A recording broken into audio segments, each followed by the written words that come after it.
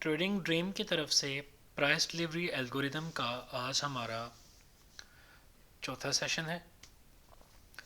आज के इस सेशन में हम देखेंगे कि जो हमारी second form of trading cycle जो हमने एक डिफाइन किया था, रिट्रेसमेंट, कि हमें रिट्रेसमेंट के अंदर क्या क्या देखने को मिल सकता है और रिट्रेसमेंट को हमने ट्रेड करना किस तरह से है। कौन से ऐसे रूल्स, आज की इस वीडियो में हम कुछ रूल्स आइडेंटिफाई करेंगे जिस बेस के ऊपर हम रिट्रेसमेंट को ट्रेड करने के काबिल होंगे। तो रिट्रेसमेंट असल में होती क्या है? जब भी मार्केट में एक एक्सपेंशन का मूव लगता है, जैसे कि ये आपके सामने आपको एक एक्सपेंशन का फेस शो हो रहा है, तो उसके बाद मार्केट में क्या होता है? उसके बाद मार्केट में तीन काम होने होते हैं: कंसोलिडेशन, रिट्रेसमेंट और रिवर्सल। अभी हम पर्टिकुलर बात करेंगे करेक्टरिस्टिक्स की रिवर्सल के हवाले से। अब यहाँ पे एक बात और है कि रिट्रेसमेंट मार्केट में करवाई क्यों जाती है। सबसे अहम क्वेश्चन है कि रिट्रेसमेंट होती क्यों है जी। रिट्रेसमेंट असल में होती है कि मार्केट में जब मार्केट एक्सपेंशन के मूव के लिए निकलती है ना, दौड़ती है, तो मार्केट वहाँ पे गैप्स छोड़ जाती है। कई सारी ऐसी प्लेसेस होती हैं जहाँ पे ऑर्डर नहीं लगे होते, जैसे ये यहाँ पे फेयर वैल्यू गैप है, ये यहाँ पे गैप था लेकिन ये वीकनेस को फिल किया, अभी ये वाले गैप बाकी हैं, इधर नीचे कुछ गैप हैं। तो रिट्रेसमेंट ने क्या करना होता है? रिट्रेसमेंट ने वो जहाँ पे ऑर्डर्स लगे नहीं ना होते, वहाँ पे आके ऑर्डर्स प्लेस करने होते हैं मार्केट में। तो सबसे पहले हम आते हैं करेक्टरिस्टिक्स के ऊपर कि रिट्रेसमेंट में होगा क्या।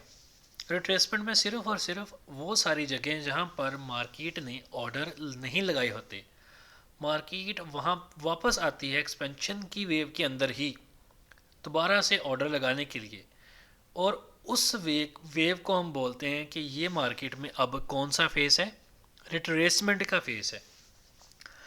अब हमने रिट्रेसमेंट के फेस को ट्रेड कैसे करना है, उसके लिए हमारे क्या क्या रूल्स होंगे, हम उस पर बात करते हैं। उसके लिए सबसे पहले एक हमारे पास मेजर छोटा सा कॉन्सेप्ट है, तो छोटा सा लेकिन है बहुत काम की चीज़। वो क्या है? वो है प्रीमियम एंड डिस्काउंट एरिया। अब इसका क्या मतलब है?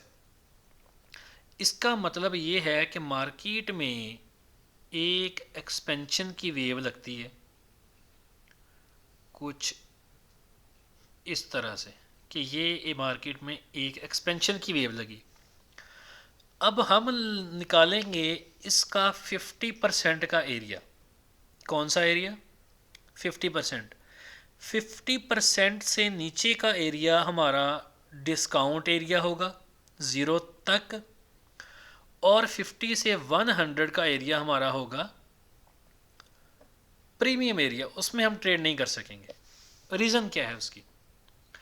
ये एक एक्सपेंशन की वेव है जी, ये जो ब्लू कलर में मैंने लगाई है, आप ये समझे कि ये एक्सपेंशन की वेव है। इसका मकसद क्या है? इसको ना हम अपनी आम ज़ुबान में, आम ज़िंदगी से समझते हैं कि आप बाज़ार जाते हैं, जो भी बड़े इन्वेस्टर्स हैं वो कब किसी भी चीज़ को परचेज़ करना पसंद करते हैं?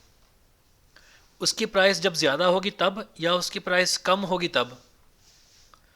इस बात का बड़ा ही सादा सा जवाब है कि मार्केट में हम चीज़ों को पसंद करते हैं परचेज़ करना जब उनकी प्राइस कम होगी, फिर ही हम उसको आगे सेल करेंगे तो हमें फ़ायदा होगा ना। इसी तरह से मार्केट फॉरेक्स में प्राइस जितना डिस्काउंटेड एरिया में हमें मिलेगी, हमारे पास टारगेट उठाने के लिए उतना ही एरिया ज़्यादा होगा कि मार्केट हमें जितनी ज़्यादा डिस्काउंटेड एरिया में मिलेगी, यहाँ पे मिलती है। अब यहाँ से अगर मैं कोई ट्रेड प्लेस करता हूँ तो मेरा इसका टीपी और एसएल क्या होगा? अगर मैं यहाँ पे इसी एरिया के अंदर अपने टीपी और एसएल की बात करूँ, तो यहाँ पे अगर मैं ट्रेड प्लेस करता हूँ इस एरिया पे, पर्टिकुलर एरिया पे, तो मेरा टीपी होगा कुछ इधर ज़ीरो की प्राइस पे, और मेरे पास मार्जिन होगा ऊपर काफ़ी सारा अपना प्रॉफिट बुक करने के लिए, वो वहाँ तक। ऐसे ही है ना, प्रॉफिट मार्जिन ऊपर मेरे पास काफ़ी होगा ना। ऊपर की जानिब जब मैं अपना ट्रेड को प्लेस करूँगा तो मेरे ऊपर मेरे पास प्रॉफिट बुक करने के लिए मेरे पास एरिया कितना बचता है, ये चीज़ देखी जाती है ना, कि कितना प्रॉफिट होता है अगर मैं उसको डिस्काउंटेड प्राइस पे परचेज़ करूँ किसी भी चीज़ को, किसी भी स्टॉक को। ये मेरा यहाँ पे लॉस का चांस है और ये मेरा प्रॉफिट का चांस है। तो हम कहते हैं कि मार्केट को जितना ज़्यादा डिस्काउंट एरिया में आए उसको हम वहाँ पे ट्रेड करें तो वो हमारे लिए ज़्यादा फ़ायदेमंद होता है। इसी तरह से एक्सपेंशन की वेव के बाद मार्केट जितना ज़्यादा रिट्रेस करेगी, अब ये एरिया जैसे हमने पिछले में अपने सेशन में देखा था कि ये वाला एरिया मेरा क्या था, ये वाली लाइन, ये था मेरा एक्सपेंशन की वेव का लो, ऐसे ही है। और ये था मेरा एक्सपेंशन की वेव का हाई, जब हम इक्विलिब्रियम की वीडियो में बातें कर रहे थे एक्सपेंशन पे, तो वहाँ पे हमने देखा था कि ये था एक्सपेंशन का हाई एरिया, हाई लेवल, और ये था लो लेवल। तो मार्केट डिस्काउंटेड एरिया में जितना ज़्यादा मुझे लो के पास मिलेगी उतना मेरा रिस्क कम हो जाएगा ना, और टारगेट यानी कि मेरा जो रिटर्न है वो उतना ही ज़्यादा बढ़ जाएगा। अब यहाँ से यहाँ तक कितना ज़्यादा रिटर्न है, ऐसे ही है ना। बजाय इसके कि मार्केट को मैं प्रीमियम एरिया में पकड़ लूँ कि मार्केट मुझे यहाँ पे कहीं पे आए और मैं यहाँ से बाई करूँ, तो यहाँ पे देखें, यहाँ पे अगर मैं बाई करता हूँ तो मेरे पास टीपी थोड़ा है ऊपर और स्टॉप लॉस का एरिया नीचे ज़्यादा है, लॉस मेरा ज़्यादा हो रहा है अगर मैं ये ट्रेड प्लेस करता हूँ। तो ये चीज़ तो नहीं चाहिए मुझे, हमने तो प्रॉफिट कमाना है मार्केट से। तो उसके लिए हमें इस कॉन्सेप्ट की ज़रूरत पड़ती है प्रीमियम एंड डिस्काउंट की। अब हम इसको चार्ट पे चल के इम्प्लीमेंट करते हैं कि किस तरह से हम इसको देखेंगे। उसके लिए हमने रिट्रेसमेंट के लिए सबसे पहला असूल जो पिछले सेशन के अंदर, पिछली वीडियो के अंदर डिस्कस किया था, वो क्या था कि रिट्रेसमेंट का फैसला कब होगा कि रिट्रेसमेंट होनी स्टार्ट हो गई है। वो होगा कि हमें एक तो अब हमने चीज़ें ऐड कर ली रिट्रेसमेंट में, कौन कौन सी। पहली उसमें चीज़ हमारी आएगी कि सबसे पहले तो मार्केट में 4 अपोज कैंडलें होनी चाहिए। कितनी कैंडलें अपोज होनी चाहिए? 4 अपोजिट कैंडल्स होनी चाहिए रिट्रेसमेंट के क्राइटेरिया के लिए। दूसरा क्राइटेरिया क्या है, अगर हमने रिट्रेसमेंट को ट्रेड करना है कि मार्केट किसी डिस्काउंटेड एरिया में मिले, ऐसे ही है कि हमें मार्केट किसी डिस्काउंटेड एरिया में मिले तो हम उसको ट्रेड करेंगे। उसके बाद वहाँ पे जो एक्सपेंशन का वेव होगा, जो पिछला ये वाली हमारी जो बड़ी वेव ये जो हमने ड्रा की है, इसके अंदर को पॉइंट ऑफ इंटरेस्ट होना चाहिए। क्या होना चाहिए? Point of interest discounted area में। तो अब हमें यहाँ पे ये वाजे हुआ कि हमने हमारी यहाँ पे स्टडी थोड़ी सी और प्रिसाइज होगी रिट्रेसमेंट को ट्रेड करने के लिए कि हमने प्रीमियम एरिया के अब पॉइंट ऑफ इंटरेस्ट नहीं मार्क करने, हमने किसके मार्क करनी है? डिस्काउंटेड एरिया में। डिस्काउंटेड एरिया में यहाँ पे कोई ऑर्डर ब्लॉक मिल जाएगा आपको, ठीक है, यहाँ से। अदरवाइज़ मार्केट में आपको यहाँ पे कोई ऑर्डर फ्लो या फेयर वैल्यू एरिया मिल जाएगा तो हम उधर से मार्केट को ट्रेड करना पसंद करेंगे। तो अब हमने ट्रेड कहाँ से प्लेस करनी है? अपने डिस्काउंटेड एरिया से, ना कि प्रीमियम एरिया में। अब हम इसको इम्प्लीमेंट करते हैं, चार्ट के ऊपर चलते हैं। ये जी मेरे पास एक चार्ट है, ये इसमें ये प्रीवियस रिट्रेसमेंट हुई, उसके बाद ये एक्सपेंशन की वेव लगी। ये अगर आपको मैं दिखाऊं तो ये एक रिट्रेसमेंट का एरिया था,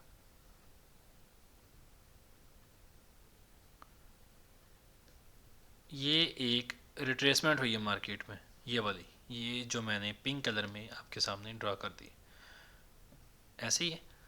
उसके बाद मार्केट में क्या हुआ? उसके बाद मार्केट में ये एक एक्सपेंशन का वेव आया, मार्केट भागी।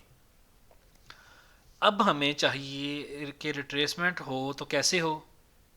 अगर रिट्रेसमेंट होनी है तो वो कैसे स्टार्ट होगी?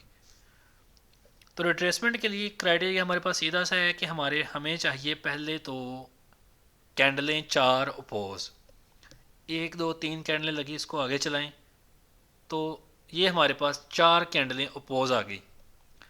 दूसरा क्राइटेरिया हमारा क्या, दूसरा क्राइटेरिया हमारा ये होगा कि हमने एक टूल आता है फिबोनाची रिट्रेसमेंट के नाम से, ये ट्रेडिंग व्यू पे भी आपको मिल जाएगा, MT4 और MT5 पे भी मिल जाएगा। हमने टॉप से लेके बॉटम तक इसको ड्रा करना है और वहाँ पे हमारा फिर क्या निकल आएगा, प्रीमियम एंड डिस्काउंटेड एरिया। ये ऊपर वाला एरिया हमारा प्रीमियम का है, इधर हमने अपना कोई पॉइंट ऑफ इंटरेस्ट मार्क नहीं करना, कोई कुछ नहीं करना। नीचे का एरिया हमारा डिस्काउंटेड एरिया।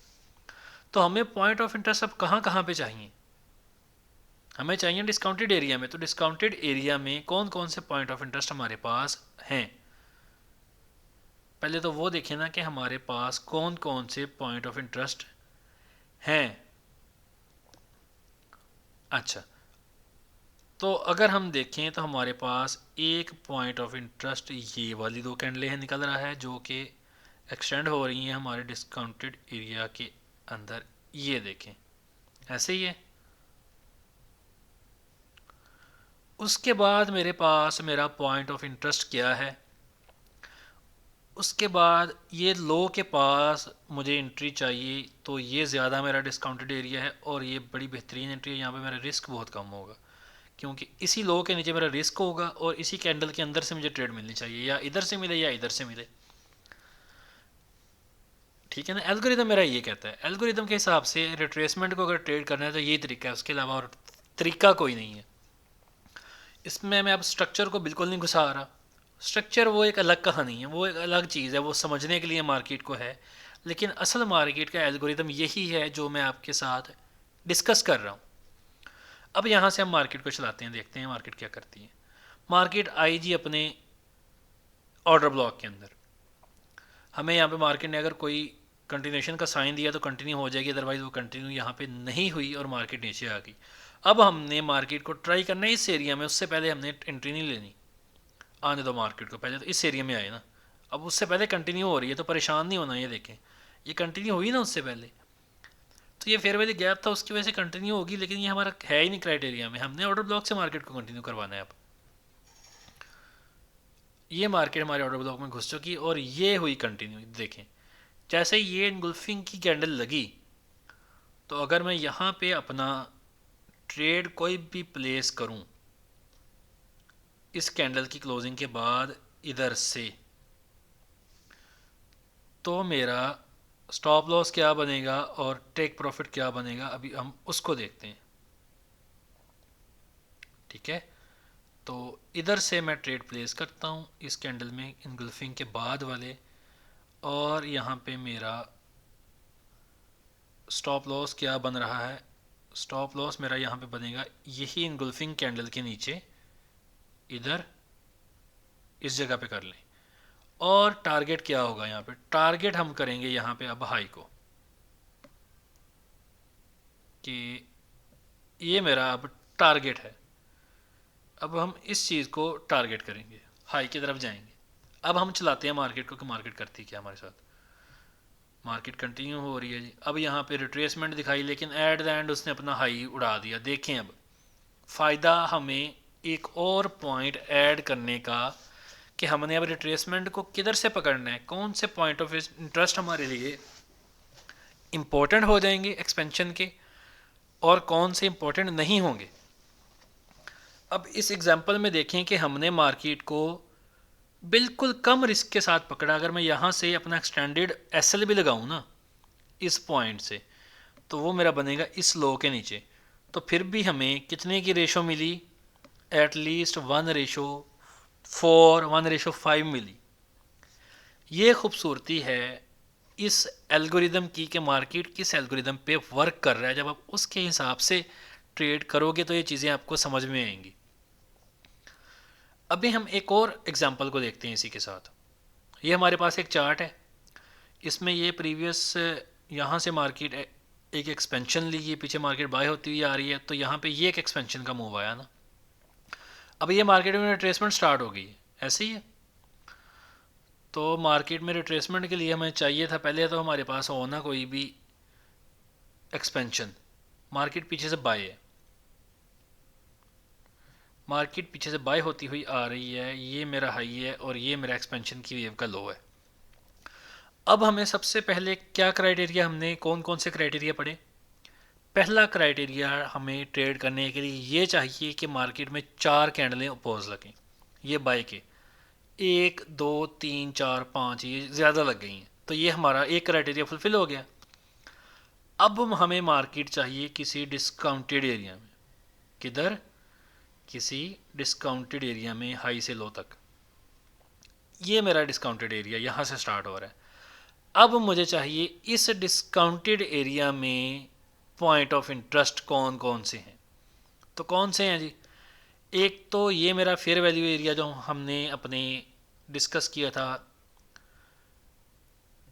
फर्स्ट जो हमारा सेशन हुआ था, फर्स्ट हमारे मार्केट के सिनेरियो का, उसमें फेयर वैल्यू एरिया इसको हम बोलते हैं। उससे पहले मेरे पास मार्केट में ये एक ऑर्डर ब्लॉक है या ये नीचे एक कैंडल है लास्ट, तो यहाँ से मार्केट को कंटिन्यू होना चाहिए। अच्छा जी, हम इसको मार्क करते हैं और फिर देखते हैं कि मार्केट हमें इधर से एंट्री देती है, इस फेयर वैल्यू एरिया से एंट्री देती है या कहाँ से एंट्री देती है। ठीक है, चलाएं मार्केट को आगे, देखते हैं जी मार्केट हमारे साथ क्या करती है। पहले तो मार्केट इधर आए ना, उससे पहले तो हमारे पास एंट्री है ही नहीं ना। मार्केट जितनी मर्जी, ये देखें यहाँ से मार्केट ने बाय करवाया, हमने नहीं करना था। क्यों, हमारे मार्केट डिफाइंड एरिया में अभी तक रीच नहीं की, तो हम क्यों मार्केट में यहाँ पे घुसे जी। अच्छा, आने दो मार्केट को, अभी मार्केट बाई हुई दोबारा, लेकिन अब देखें आगे डिस्काउंटेड एरिया में, और हमने जो फेयर वैल्यू एरियाज लगाए थे उधर आ गई है ना, ये देखें। अब यहाँ पे ये इनगुल्फिंग लगी, अब इस इनगुल्फिंग के बाद मार्केट में आप करें ट्रेड, आप जो मर्जी चीज़ को देख के कर लें, आप RSI पे कर लें। अब वो हम एंट्री क्राइटेरिया जब पढ़ेंगे वहाँ पे फिर हम मल्टीपल चीज़ों को डिस्कस कर लेंगे। मार्केट स्ट्रक्चर शिफ्ट पे कर लें, CIST पे कर लें, RSI की डाइवर्जेंस पे कर लें, इवन मूविंग एवरेज पे कर लें, तो वो चीज़ें अब काम आएंगी। क्यों, क्योंकि अब आप उन चीज़ों को देखोगे विद रिस्पेक्ट टू मार्केट का एल्गोरिदम, प्राइस की डिलीवर होने के एल्गोरिदम के हवाले से। उसके बगैर चीज़ें फारिग होंगी, उसके बगैर अगर आप चीज़ों को देखेंगे। अब यहाँ पे मूविंग एवरेज भी चलेगी, अब यहाँ पे आपकी RSI डाइवर्जेंस भी चलेगी, अब यहाँ पे मार्केट स्ट्रक्चर शिफ्ट भी काम करेगा, अब यहाँ पे सब कुछ काम करेगा। हमने अब लगा दिए ट्रेड जी, अब हम लगाते हैं ट्रेड, अपने TP और SL को लगाते हैं यहाँ पे कि जी यहाँ से हमने अगली कैंडल प्ले करते हैं, फिर देखते हैं। ये जी इधर से हमने ट्रेड लगा लेनी थी, क्योंकि इधर से हम ट्रेड प्लेस करते हैं। ये है हमारा SL,